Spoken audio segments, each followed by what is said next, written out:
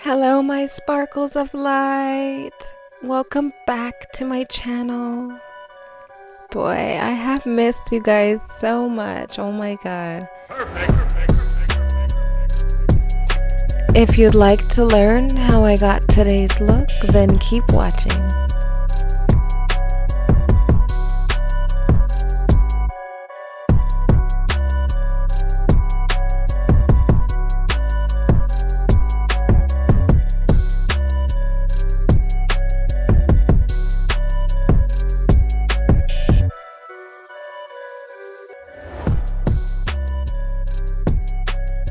Okay, let's get into it. So I've already washed and blow dried my hair and parted it into two sections horizontally. I'm using this Blue Magic coconut oil hair conditioner and this braid gel, All Day Locks braid gel. Starting on one side of your head, you're gonna create a part going straight back. Oh my god, I just whisked through my gap. And I like to pull the hairs either back or forward. This actually, you guys, this allows you to see how straight your part is. It's like a little trick. Also, you guys, don't mind the box hair dye job. I'm gonna re-dye it after I take this hair out. Yeah, my hair was like a dark cherry red. So I went on ahead and finished braiding up the other side of my hair off camera. So now you should have 3 braids on each side. And now I'm just starting the top portion of the hair for your bangs. So as you can see, I've already created a horizontal braid so that I can create a zigzag braiding pattern. So how have you guys been? It's a new year. Happy New Year. Oh, I hope you guys have been doing so well. Let's see what this new year the dragon brings. Dragon. Next, you're going to create an L-shaped part to continue the zigzag braiding pattern. And then you're going to just connect the last braid that you just did. So the horizontal braid connecting with the vertical L-sharp. What is this? Connecting the L-shaped part. Alright, now you'll create a middle part to finish braiding up the top section of the hair. You should have about 6 braids in total, just so that it's even amount on each side.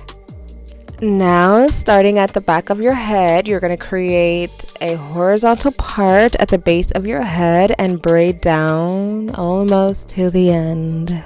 And I say almost till the end because not that we're almost till the end, but because you're going to connect that next braid to the next one. Starting on the side that you just freaking ended at, you're going to pick up the end of that braid and braid it into that next section so that you create only 1 braid. You'll continue this method as you braid up your head, grabbing the end of the braid from that last section, braiding it into the next section to create 1 braid.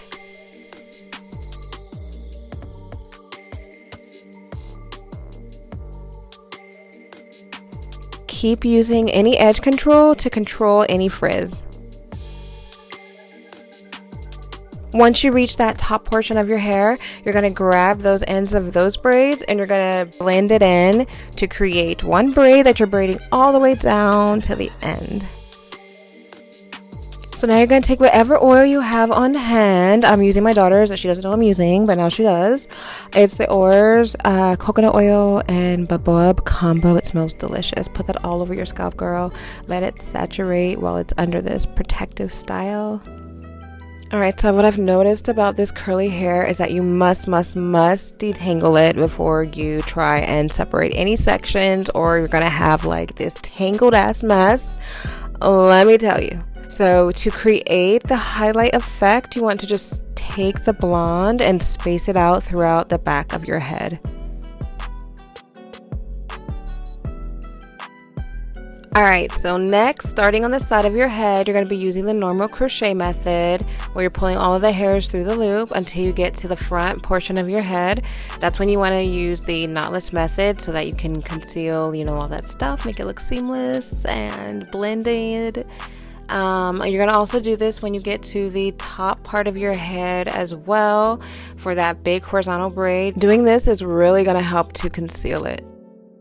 You guys, I do have a more detailed explanation and like slowed down version in another video that I'll link up here for you guys. This video is just not focused on that today. I'm showing you this detangling again because it is a real thing. You really are gonna have to like detangle this. Like, there's no shortcutting this. We are almost there. We are at the top part and I am exhausted. You are gonna have strong fingers at the end of this. Like, seriously, congratulate yourself when you are done because this is like warrior vibes right now. Look at this. I'm like a shield maiden right now. I do believe the hair is changing me. You might be getting yourself an accent at this point. Alright, so once you get to the last 2 braids at the top for your middle part, you're going to be using the knotless method. Yeah, so if you don't already have one of these satin bonnets, get yourself one of these satin bonnets. They are the greatest things ever. So now for your bangs, you're going to want to measure and cut the hair for your desired length. And cutting it does help it to lay better. You're going to be doing this for the framing of your face with the bangs, and I'm just doing it in the curtain way, which is cutting the hairs shorter towards the middle of your forehead and then making them longer to frame the outer sides of your face.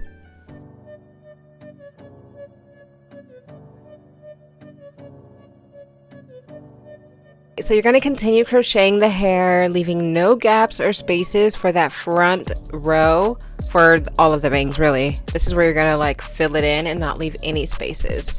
And a side note too, I forgot to let you guys know that when you're doing any of your highlights, it doesn't have to be blonde. It can be pink or whatever. I currently have pink in my hair right now. I have pink and the blonde in my bangs now, and I do have pictures of that, so if you want to stay tuned, I can insert them at the end, so if you want to see what that looks like. So yeah, so you're just going to play with it, have fun, like put your highlights however you want, space them chunky, you know, this is like for you to have fun and play with, so put your highlights wherever you want. And when you get to the 3rd and final row, you'll be using the invisible knot method again, and that is to pull half the hairs through the loop so that it conceals the braid. You guys, I really do love this look and this curly ocean wave hair. This is my first time doing the crochet with curly hair, and I love it. I will link everything down below for you guys as well. Also, don't forget to give this video a like if you're enjoying it and learning something, as well as subscribing to my channel if you're not already. Now I've just cut some of the hairs shorter to fill in any gaps in the back, and it will also create a layered effect. Next, you'll gently pull the ends of it just to remove any shed hairs, and you can clean up the ends and trim them up.